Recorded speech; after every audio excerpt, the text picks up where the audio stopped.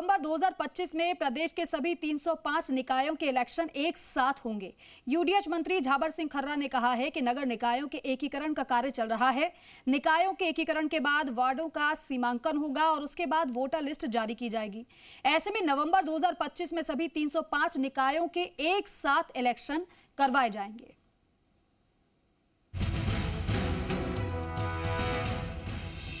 नक्शा प्रोजेक्ट का आज राजस्थान में भी शुभारंभ किया गया।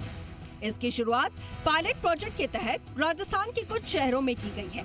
यूडीएच मंत्री झाबर सिंह खर्रा ने कहा कि पिछले दिनों प्रधानमंत्री नरेंद्र मोदी ने ग्रामीण क्षेत्रों में रहने वाले लोगों के लिए सर्वे करवाकर उन्हें मालिकाना हक दिए थे, जिसके चलते अब शहरी क्षेत्र में कितनी परिसंपत्ति है उन सब का डिजिटल सर्वेक्षण होगा और उस सर्वेक्षण के बाद उनके डिजिटल नक्शा तैयार होंगे।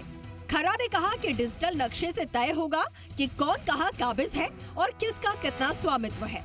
इसके बाद उन्हें स्वामित्व के दस्तावेज प्रदान किए जाएंगे। इस प्रोजेक्ट की आज राष्ट्रीय राज्य स्तर पर विधिवत शुरुआत की गई।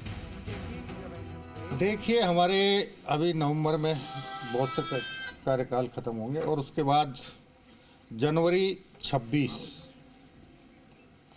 हमारे नगर निकायों का अंतिम कार्यकाल है।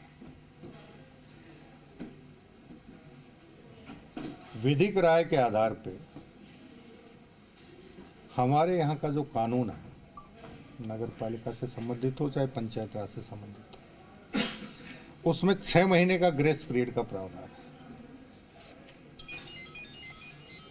तो हमें ये जो प्रक्रिया हम कर रहे हैं, मतदाता सूची बनते बनते, यूडीएच मंत्री झाबर सिंह खर्रा ने कहा कि ये एक पायलट प्रोजेक्ट है। इसके तहत प्रदेश में 10 शहरों का चयन किया गया है। इन 10 शहरों के सर्वेक्षण में जो बाधाएं उत्पन्न होंगी, जो परिस्थितियां होंगी, उन सबको दुरुस्त करते हुए प्रदेश के बाकी शहरों में भी ये करवाया जाएगा। स्टेट लेवल पर इसके लिए कमेटी बनाई जाएगी जो कि इसका पूरा सुपरविजन करेगी। फिलहाल इस पायलट प्रोजेक्ट के तहत 10 नगरीय निकायों का डिजिटल सर्वेक्षण होगा। उसके बाद इस सर्वेक्षण को प्रदेश की अन्य सभी नगर निकायों में करवाया जाएगा।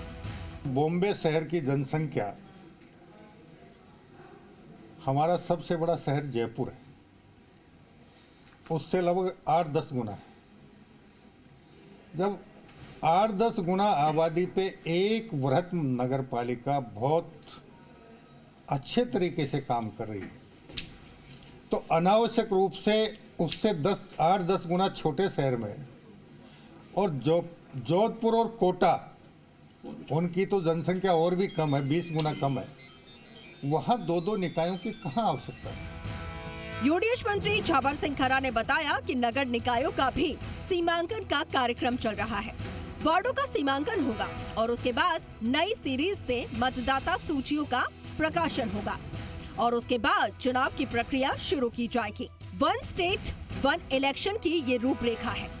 साथ ही कहा कि जयपुर, कोटा और जोधपुर में जो 2-2 नगर निकाय बनाई गई हैं, उन्हें भी एक किया जाएगा।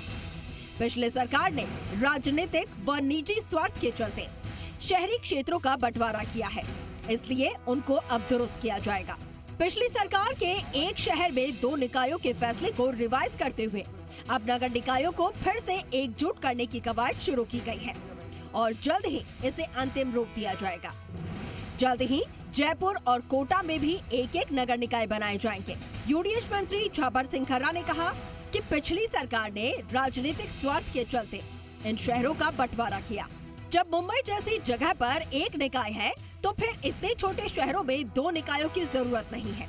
इस दौरान मंत्री खर्रा ने कहा कि 1 स्टेट 1 इलेक्शन करवाने के लिए सरकार सैद्धांतिक रूप से काम कर रही है, विधि सलाह भी ली जा रही है और नवंबर 2025 में सभी 305 निकायों के इलेक्शन एक साथ करवाए जाएंगे। ऐसे में पुनर्गठन करते हुए जल्द इन बड़े शहरों में भी एक ही निकाय होगी। इसके साथ साथ सभी निकायों का पुनर्गठन कार्य चल रहा है, जो कि जल्द पूरा हो जाएगा। उसके बाद नवंबर 2025 में प्रदेश के सभी 305 निकायों के इलेक्शन होंगे। इसको लेकर सरकार ने सैद्धांतिक कार्य शुरू कर दिया है और विधिक राय के साथ नवंबर में चुनाव करवाए जाएंगे। कैमरा पर्सन देव के साथ दिनेश तिवारी, जी मीडिया, जयपुर।